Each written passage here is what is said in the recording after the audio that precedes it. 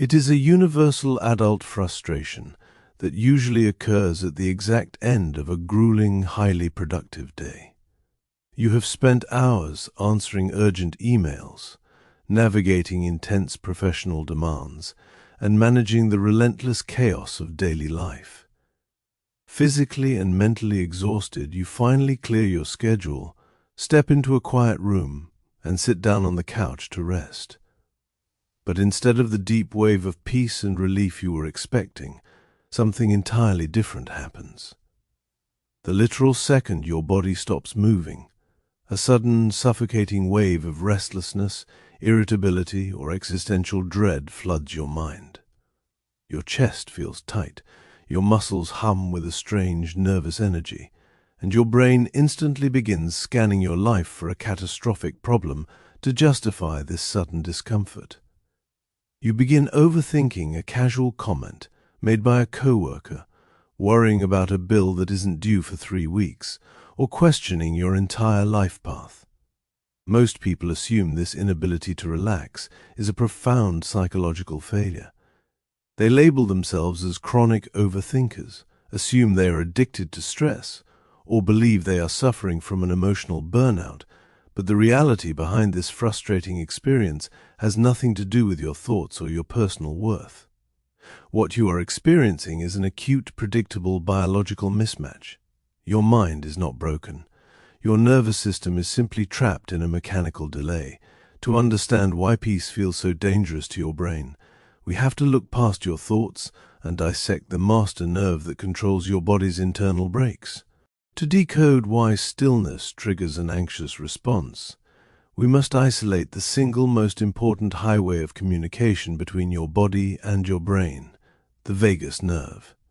Originating in the brainstem, the vagus nerve is the 10th cranial nerve, and it is the longest, most complex nerve in the human body. The word vagus literally translates from Latin as wandering, a fitting description for a neural pathway that wanders down from your skull, wraps around your throat, and completely branches out across your heart, lungs, stomach, and intestines.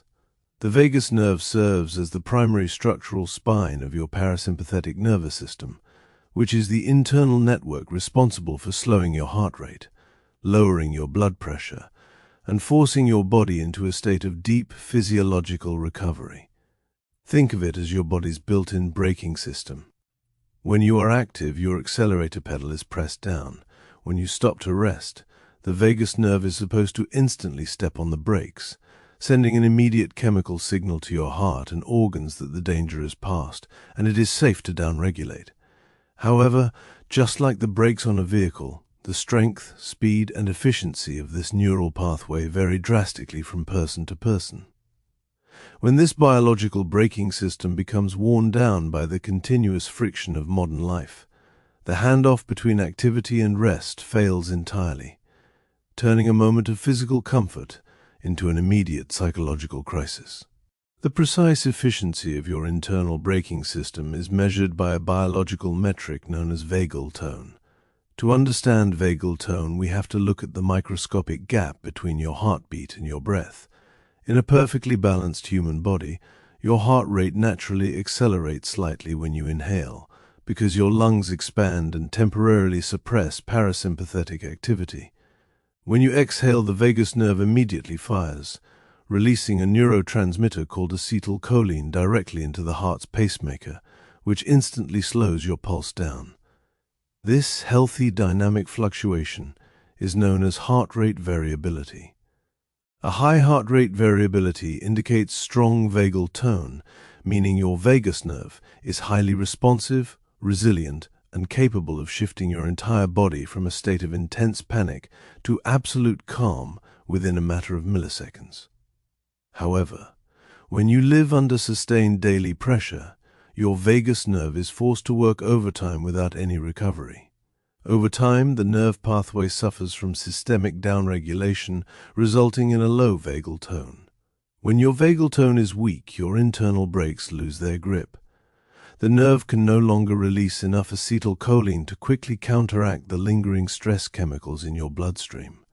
When you sit down to relax, your physical body might stop moving, But your low vagal tone means your internal organs are left running hot, completely unaware that the external environment is now safe. The true psychological distress of low vagal tone is caused by a profound communication error between your physical heart and your primitive brain centers. Your brain does not exist in a vacuum. It relies on a continuous stream of sensory data from your internal organs to determine whether you are currently safe or in danger.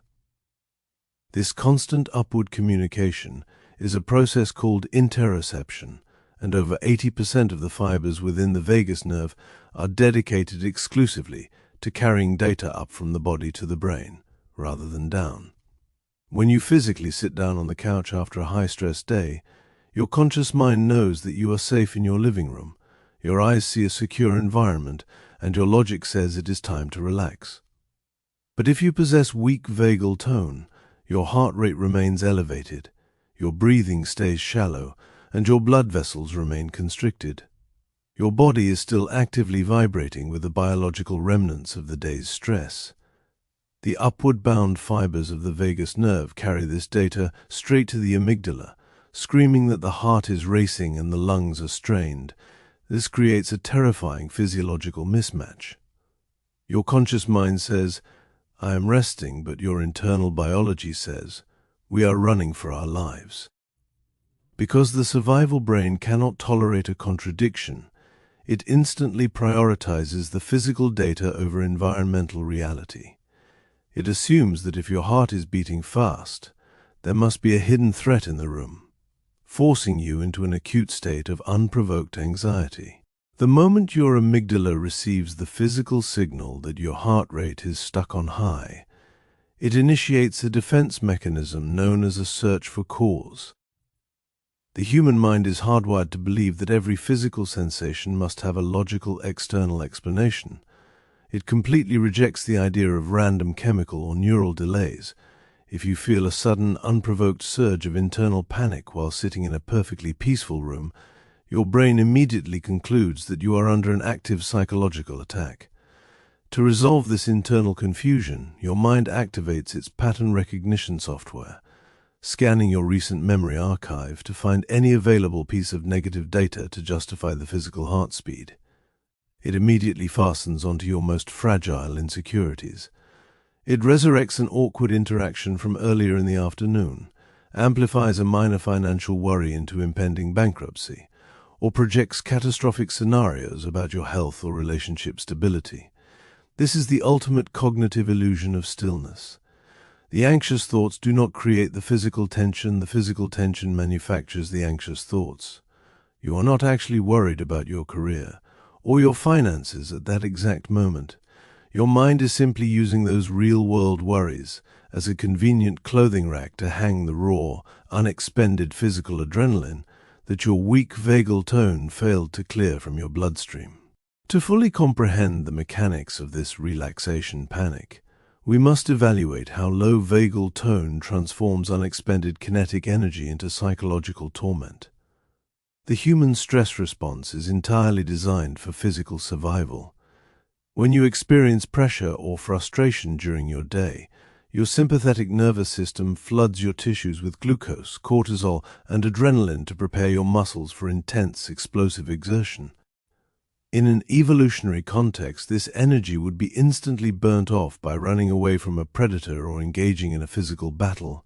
However, in the modern adult world, your stress is entirely stationary. You experience high-stress events while sitting at a desk, driving a car, or staring at a screen. The adrenaline is dumped into your system, but your muscles never move. When you finally sit down at night to relax, this massive reservoir of kinetic energy is still fully trapped inside your cellular tissue. If you possess a high vagal tone, your nervous system can deploy its internal brakes and dissolve this energy chemically. But with low vagal tone, that energy has nowhere to go. The moment you remove all external distractions by sitting in a quiet room, your brain is suddenly forced to confront this massive internal vibration of trapped adrenaline. The absolute absence of external stimulation forces your mind to turn inward, interpreting this raw, unspent physical power as a profound, terrifying wave of psychological restlessness and dread. While your weak vagal tone is struggling to slow down your heart, a highly specific neural network in your brain is suddenly being handed full control over your consciousness. When you are actively working, solving tasks, or cleaning your house, your brain relies on the central executive network, which keeps your focus anchored entirely on the external world. However, the exact millisecond you sit down and stop performing an external task, your brain shifts its power grid over to the default mode network, or the DMN. The default mode network is a large-scale interconnected web of brain regions that activates exclusively when a human being is doing nothing. It is the seat of self-reflection, autobiographical memory, and mental time travel. Under normal conditions, a healthy DMN allows for creative daydreaming and constructive self-analysis, but when the DMN boots up while your body is still marinating in high cortisol and a low vagal brake, the system becomes highly toxic.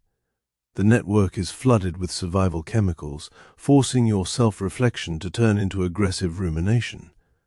Instead of daydreaming, your mind begins looping through your worst memories, analyzing your flaws, and projecting future failures.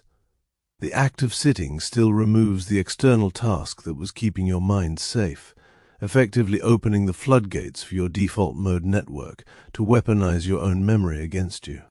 To understand why the human nervous system is wired with such a seemingly self-destructive aversion to sudden relaxation, we must look at the savage environments of our evolutionary ancestors. For over 99% of human history, complete stillness was a statistical anomaly that was highly associated with immediate death. In a prehistoric wild environment, a hominid who was constantly moving, scanning the horizon, and maintaining a high level of muscular alertness was highly likely to spot an apex predator or a hostile rival tribe before it was too late. Stillness was a luxury that could only be safely enjoyed under very specific hyper-secure conditions. If a primitive human suddenly sat down in an unsecure area and allowed their nervous system to completely drop into a deep, relaxed parasympathetic state, their reaction time would be severely delayed if an ambush occurred. Survival favored the individuals whose brains developed a hypervigilant safety override. The brain learned to treat the sudden cessation of physical movement as an unstable vulnerability. The nervous system intentionally built a mechanism where stopping too quickly triggers an internal alarm, forcing a microdose of anxiety into the consciousness just to keep the muscles primed, the heart pumping, and the senses sharp. The restlessness you feel on your couch today is not a broken design. It is the ancient phantom echo of a prehistoric sentinel who refuses to sleep because it falsely believes a predator is hiding in the dark corners of your living room. The agonizing wave of anxiety that hits during rest is also aggravated by a sudden neurochemical crash in your brain's reward pathways. Throughout a busy, high-pressure day, your brain is continuously fueled by microspikes of dopamine. Dopamine is not the molecule of pleasure. It is the molecule of anticipation, drive, and forward momentum. Every time you check an item off your to-do list, answer an urgent message, or solve a minor workplace crisis, your brain releases a small surge of dopamine to keep you moving forward. This continuous chemical baseline masks the underlying physical exhaustion of your tissues. However, the exact moment you sit down on the couch and declare that you are done for the day, your dopamine production drops off a cliff. The sudden absence of tasks causes an immediate, severe neurochemical deficit. In a healthy body with high vagal tone, this dopamine drop is gently cushioned by the immediate release of calming parasympathetic neurotransmitters like GABA and serotonin. But when your low vagal tone fails to deploy these calming chemicals, you are left stranded in a biological no man's land.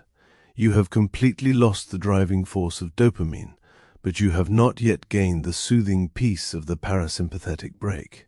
You are left entirely exposed to a cold, flat state of neurochemical withdrawal, which your conscious mind immediately translates into a heavy sense of existential emptiness and panic.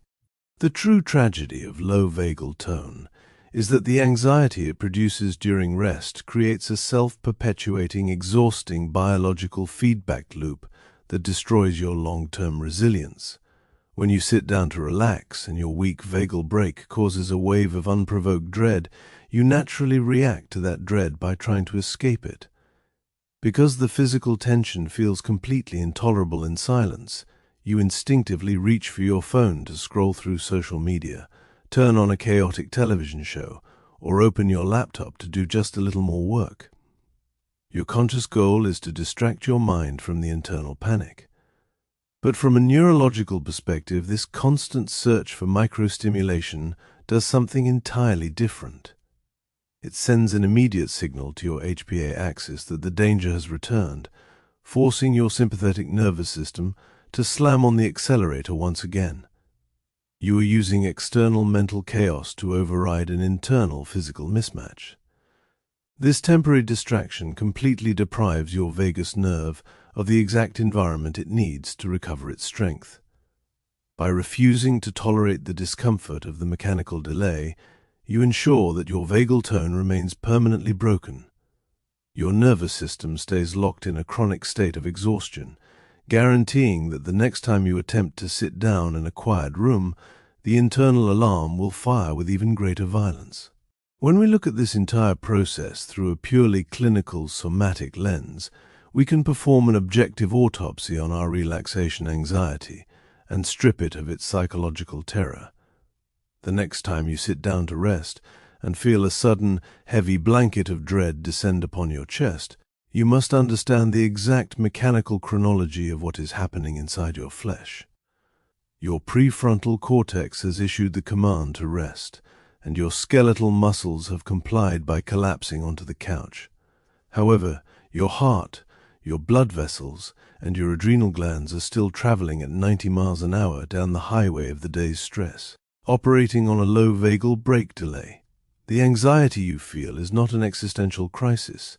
It is not a sign that you are living your life incorrectly, and it is not a warning that something catastrophic is about to happen to your family or your career. It is simply the sensory data of a racing pulse traveling up the 10th cranial nerve and arriving at a primitive brainstem that does not know how to read a modern room. The terrifying thoughts your mind generates during this window are nothing more than creative fictional stories written by a confused brain trying to explain a raw, unspent physical vibration. The thoughts are completely hollow. They are not insights. They are simply the neurological noise of an engine that is taking a few minutes to cool down after a cross-country journey. Recognizing this mechanical order of operations is the ultimate key to breaking the cycle of rest-induced panic. When you choose to sit still, you must expect the biological delay. You must anticipate that your heart will take 20 to 30 minutes longer to slow down than your skeletal muscles. When the wave of restlessness arrives, your objective is not to fight the thoughts, solve the imaginary problems, or run back to a screen for a quick hit of dopamine. Your only objective is to look at the discomfort objectively, feel the physical vibration in your chest, and say to yourself, "This is not a life crisis. This is just my vagus nerve catching up to my body." By removing the moral shame and the mental narrative from the physical sensation, you allow the acetylcholine to naturally do its work, rebuilding your vagal tone block by block, and allowing your mind to finally experience true, unpolluted stillness. Thank you for watching this explanation. If you want to understand more about the silent biological mechanics that dictate our daily human struggles, consider subscribing to the channel. This library is a growing archive dedicated strictly to the deep science of why the mind and body operate this way. No trends, no shortcuts, just the objective truth of our shared biology. Explore the rest of the archive to understand your mind, and I will see you in the next breakdown.